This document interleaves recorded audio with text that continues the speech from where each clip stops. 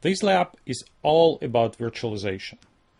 We will learn how to create your own Oracle Solaris 11 virtual operating environments, how to install applications into them, and how to copy, how to create additional instances of your application, and finally create your own Oracle Solaris cloud infrastructure based on Spark or x86.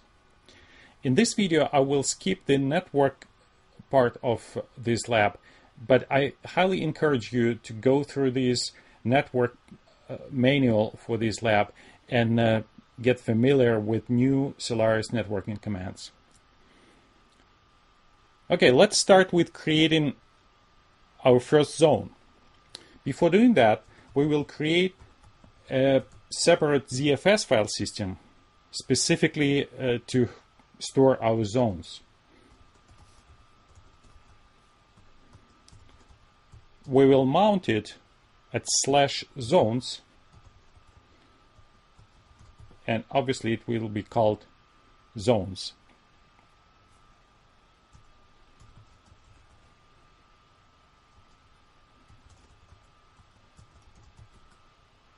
Okay, it's available and it's mounted. Then we will create a virtual network interface card, virtual NIC, to use in our first zone. We will call it VNIC1.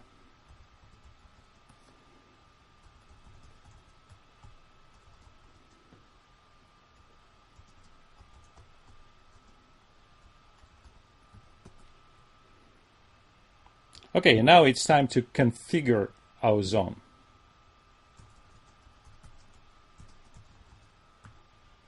It will be called Zone 1.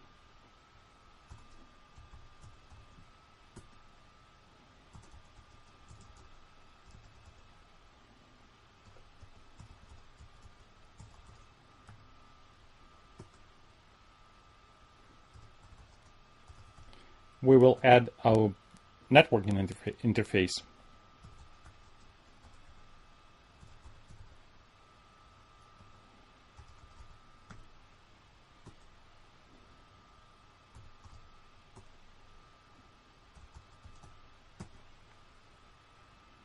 And basically that's all. So we have configured our first zone. Let's check it. You see, we have zone 1 in configured state. Now it's time to install this zone. But before installing the zone, I would suggest you to create a system profile to use with this zone. In that case, we will be able to start the zone and start using it right after the boot. Okay, let's start with creating a system profile.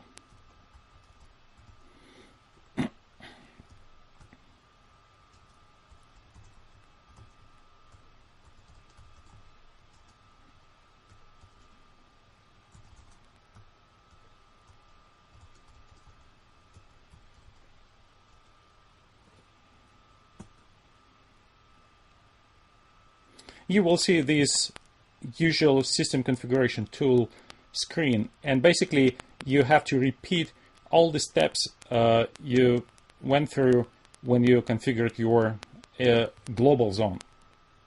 Okay, we will use F2 to go from screen to screen. Node name will be Zone 1, and we will configure our network manually.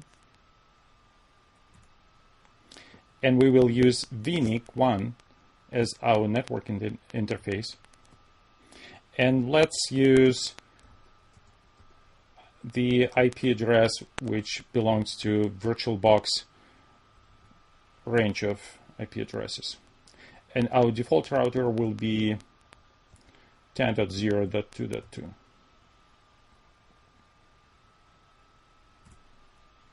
Okay. And we will configure DNS as well. And in my case, I will use my local router as a DNS server. You can use your IP addresses of your DNS servers, or you can use, for example, publicly available Google's DNS server with the address 8.8.8.8. And we're gonna skip this step and this step as well. And now we will set our time zone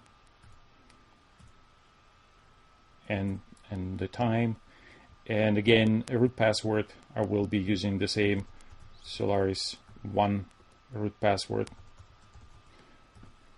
And once again, and the name will be zone 1 user, and username will be zuser, and password will be Oracle 1.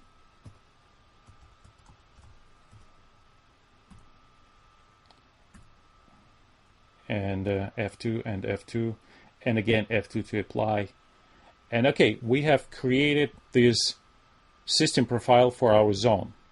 Now, how to use this system profile during zone installation? Zone ADM -z zone 1, then we should tell install, and then we are going to use this profile.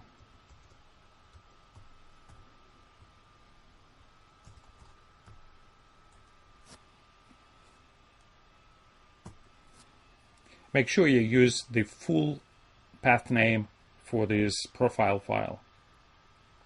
And now the installation begins. We have to wait a little bit, maybe 5, 6, or 10 minutes, depending on your network connection and on the speed of your computer.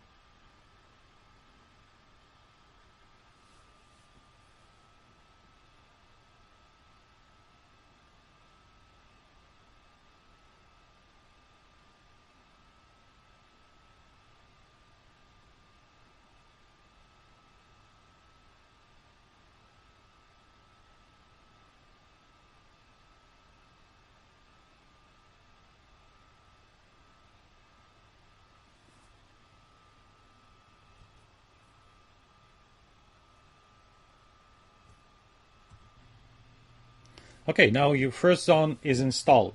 Let's check that.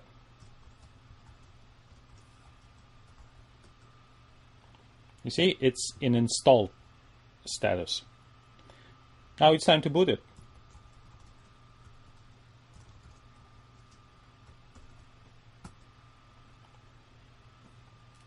Check it again. Now it's running. It's time to log in into our zone.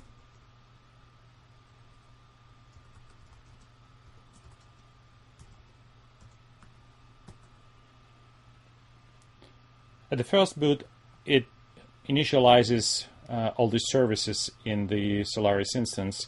That's why it takes a little bit longer than usual. So now you see the Zone 1 console login. Try to log in as root and see what happens. Solaris tells us that roles cannot log in directly. Actually, it's part of Solaris secure by default configuration, and it's part of role-based access control feature, and it's part of our root as a role new security feature. Okay, now let's log in as a normal user. zuser Oracle 1. It works. Let's take a look at our network configuration. Yes, the IP address as we assigned, can we ping our global zone? Okay. Can we ping Oracle? Yeah, that works. Now it's done. Your zone is up and running. Next step will be installing something inside the zone. We cannot log in as root into the zone, but obviously we can assume root role. And we use Solaris 1 password for root. Okay, now we are root in zone 1. And let's see what's going on inside the zone, and if we can figure out if we are inside the zone or not. You see, if we are using just the usual ps command, the difference is very subtle. Our process IDs, they don't start with 0 or 1. They rather start with some big number. And basically that's the only difference between non-global zone and normal Solaris environment. Everything else will be fine, will be as you used to see in the normal Solaris environment. Let's try to install something. I will use Apache Web Server as an example.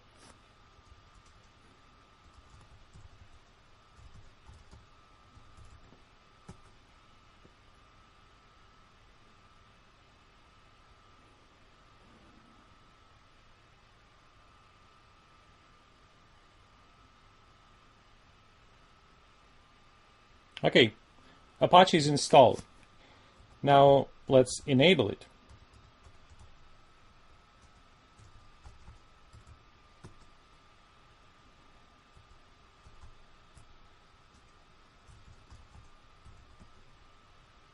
It's online. And now let's check it. Start a Firefox browser in your global zone in your Solaris desktop and check if your zone web server is available. It's 10.0.2.21. It works. Just to check if we are talking to our zone's web server. So let's change the index file.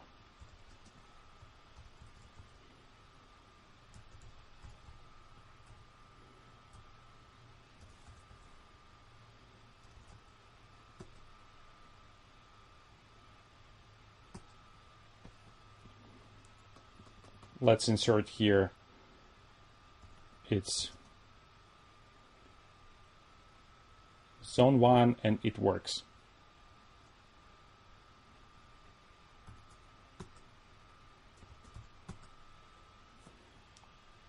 And check it again from the global zone. Yes, it works, and definitely it's our zone 1 talking to us. Next step will be zone cloning. To do that, let's exit from this zone and from the console prompt. It's tilde dot. And now we are back in our global zone.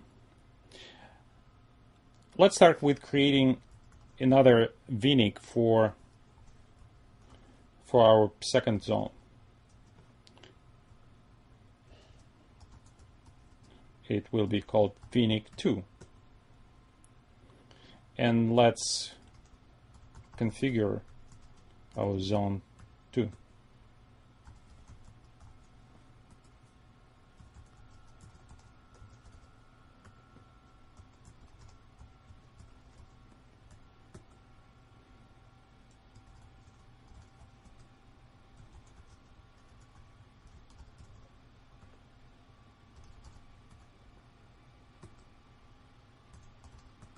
It's very similar to the zone 1 config with only one difference in the VNIC. In the network configuration, we are going to use VNIC 2.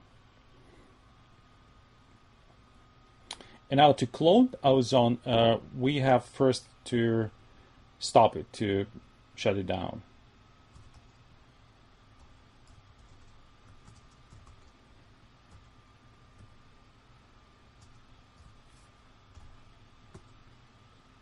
And again, we will create a system profile for zone 2.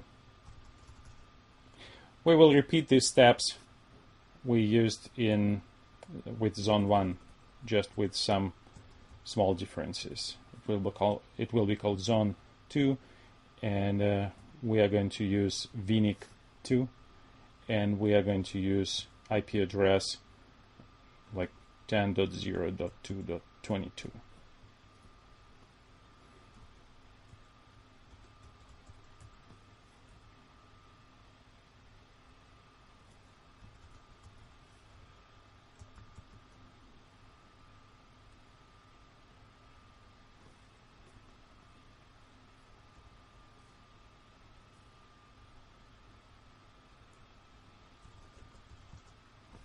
Solaris 1 again. Zone 2 user. And Oracle 1 password.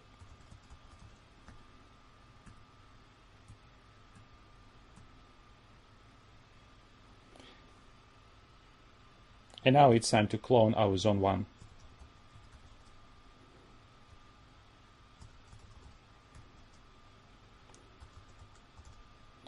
So we're going to clone, and we have to mention our system profile. And the zone we are cloning from.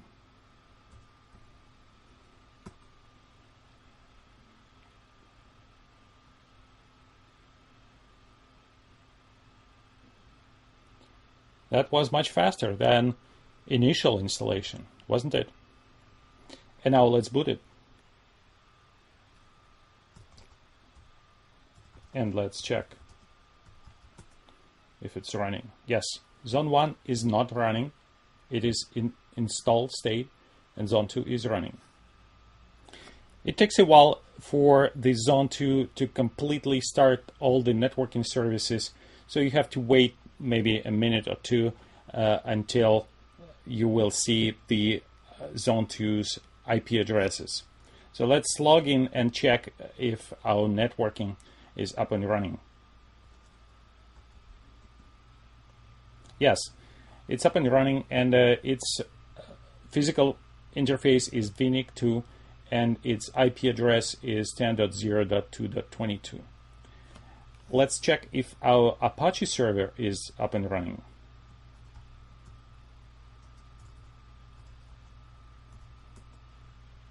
You see, it's online, and we can check it again from our global zone Firefox.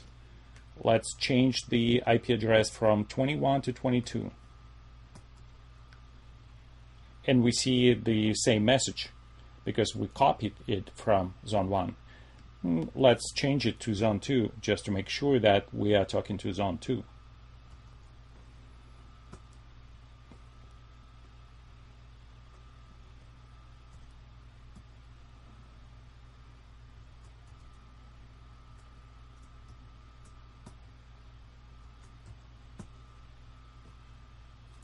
And check it again. Yes, it's Zone 2 and it works. You see how easy it was to clone a zone which is already configured with application installed in the zone, and to create another instance of the same application which is up and running from the very first boot. As I told you in the beginning, we are going to use these technologies to create Oracle Solaris cloud infrastructure. And cloud infrastructure means nothing if you cannot monitor and manage your system resources. In this last exercise, we will use zone monitoring tools, and in your lab manual, you will continue working on the resource management. First, let's exit from Zone 2. And start Zone 1 in addition to Zone 2. And now you see both of the zones are up and running, and you can monitor their resource usage using a simple command, zone stat.